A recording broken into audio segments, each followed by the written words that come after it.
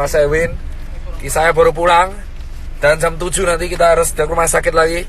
Sebelum saya pulang, ini suara udah mau habis, saya ingin share kepada kalian bahwa kondisi Indonesia menurut saya udah darurat, bos. Karena virus ini dibawa oleh orang-orang ke semua kota di seluruh Indonesia dari Jakarta. Ini sudah harus segera menurut saya dilakukan tindakan maklumat yang saya harus lakukan, yang saya harus share kepada kalian semua.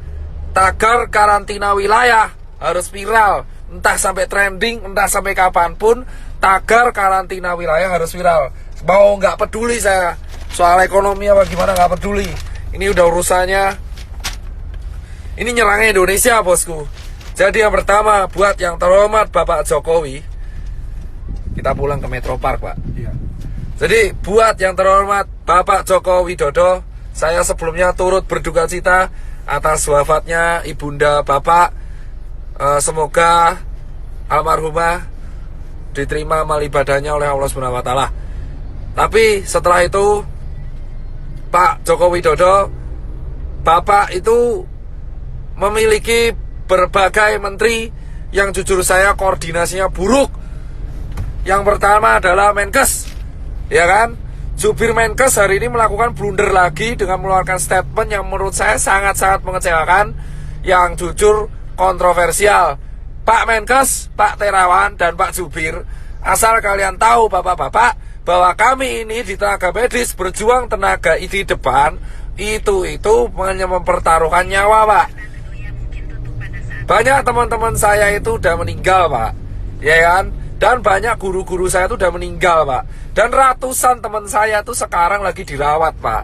Asal Bapak tahu nih, Pak Yuri dan Pak Terawan, kalau ngomong tuh dipikir, Pak. Tolong banget, Pak. Jangan mengeluarkan statement yang menimbulkan perdebatan di masyarakat. Anda itu di BNPB mengeluarkan statement barusan, yang miskin menularkan yang kaya. Itu gak jelas, Pak. Jangan pernah membenturkan penyakit dengan status sosial di masyarakat. Saya itu capek, Pak, tapi lebih capek teman-teman saya di GD. Anda itu Menkes, jubir Menkes, Anda itu membawa nama pemerintah Indonesia. Setuju gak, Pak? Setuju. Capek kita berdua ini, Pak. Capek semua tenaga medis di Indonesia itu capek, Pak. Jadi tolong, Pak, kalau Anda ini mengeluarkan statement yang salah, itu kerja keras kita kayak gak ada harganya, Bapak. Dan yang kedua, tolong ya Pak Jubir Menkes diperbaiki. Dan yang ketiga, Pak Jokowi, solusinya adalah undang 10 pakar ekonomi yang ada di Indonesia, yang Anda paling percaya. Adakan rapat terbatas, entah itu lewat Skype, entah itu lewat apapun, yang tugasnya adalah mengevaluasi kemungkinan terburuk yang dialami oleh negara Indonesia jika kita mengadakan karantina wilayah.